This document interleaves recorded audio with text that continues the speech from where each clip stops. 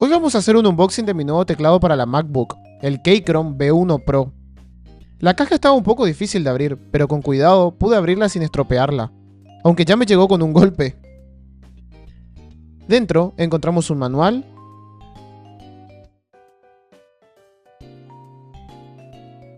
un cable USB-C,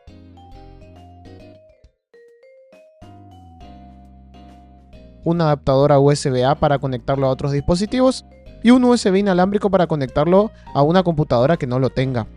El teclado venía guardado en una bolsita y recubierto con una goma para protegerlo.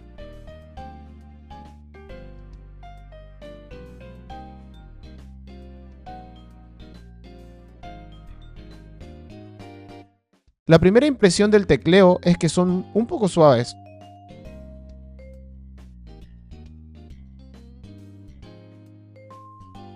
El teclado es bastante ligero y no venía con batería, así que tuve que conectarlo a mi Mac para poder usarlo por primera vez. Sígueme para más contenido sobre tecnología.